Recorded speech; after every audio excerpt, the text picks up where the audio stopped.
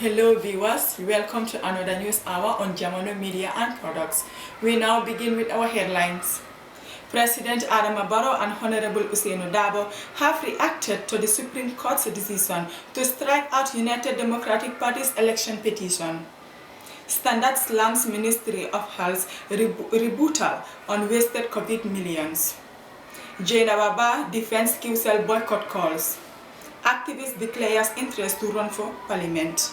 Those were the headlines, now the news in detail.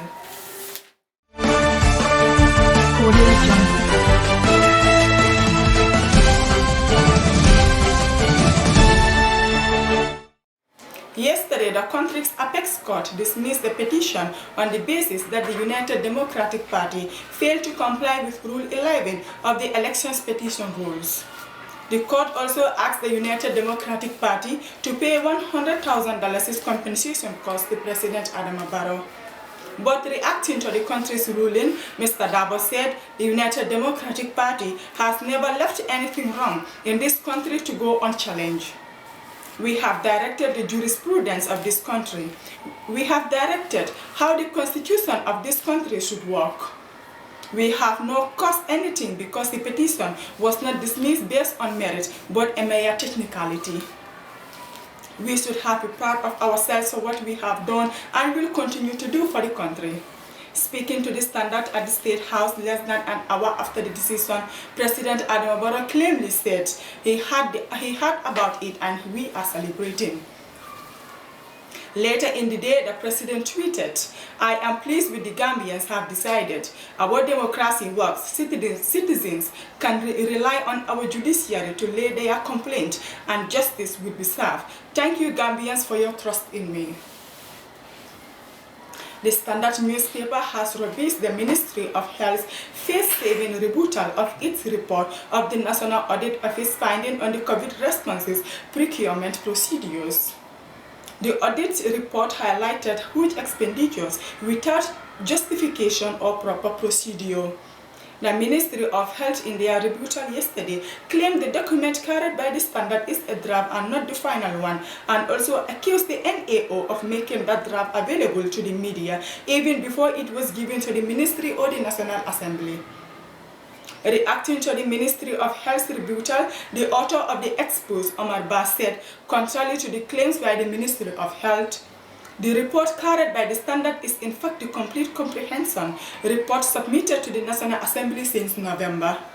The Standard confirmed from National Assembly members that they have got the report since last month. Secondly, according to reporter Omar Ba, the report was not obtained from the National Audit Office directly as wrongly suggested by the Ministry of Health, but from credible sources whose interest is purely to highlight the critical issues raised over the manner the monies were spent. Additionally, even the face-saving rebuttal from Ministry of Health contained factual errors. The Standard has got reliable information that the World Bank is recorded as saying that they have no role in influencing procurement decisions, and it is also a fact that their so-called procurement committee is not recognized by the GPPA Act because even by under agency, there are laws in the Act that must be followed. The Standard wishes to inform Ministry of Health that it will never be shy away from its cardinal principle of bringing to light all matters deemed to be in legitimate public interest, such as handling of the COVID responses program. Meanwhile, the Standard will continue to bring more from the audit report tomorrow. Former Gambian ambassador to the Russian Federation and United Democratic Party supporter, Jaina Baba, has defended her recent calls for a boycott of QCell, accusing its owner Mohammed Jah of hostility towards the United Democratic Party.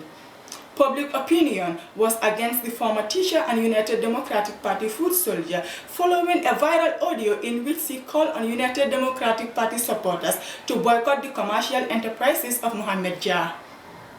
Although the United Democratic Party leader, Honorable Ousainou Darboe, condemned the campaign, saying it will alienate the party, Ambassador Ba insisted QCell and its CEO deserve this and thanked those supporters who respected the boycott.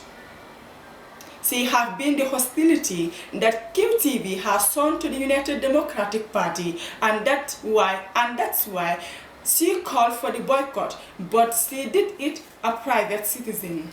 Mrs. Barr said although she loves and respects her leader Ousainou Darboe dearly, she will stand against injustice anywhere whether against a United Democratic Party or any other Gambian victimized or maltreated.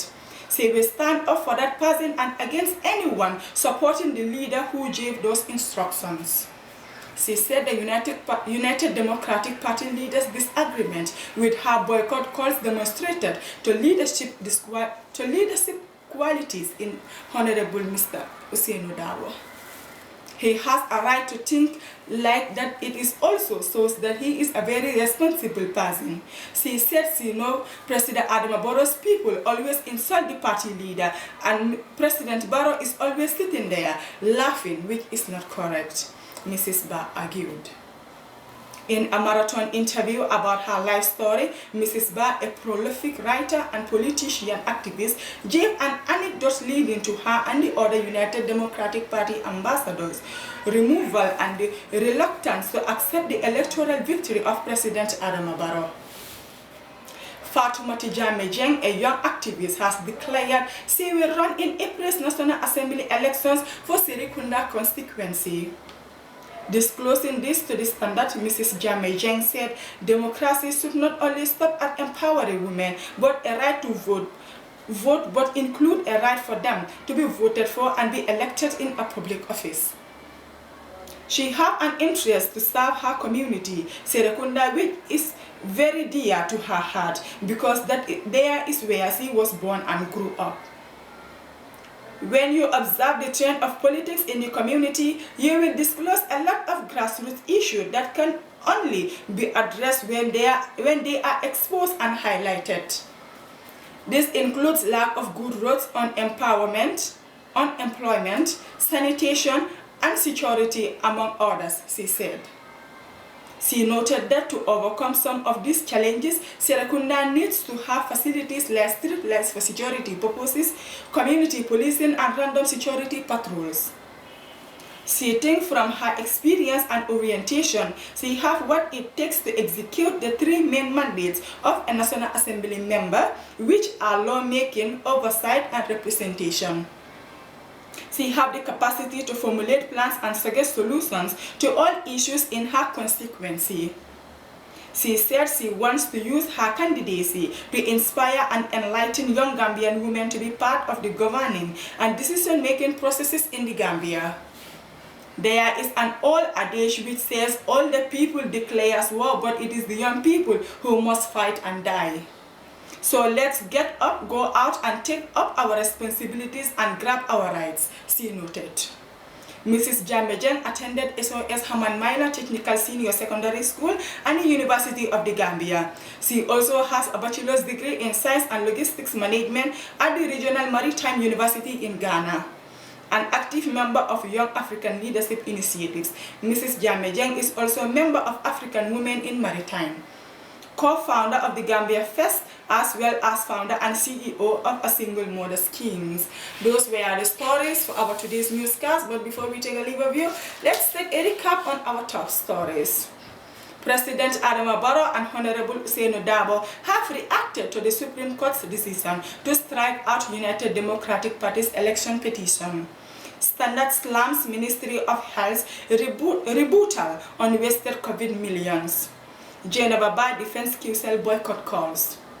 Activist declares interest to run for parliament. Those were the stories. Thank you for joining us. I am your presenter, Mariama Gilan, and do have a nice day.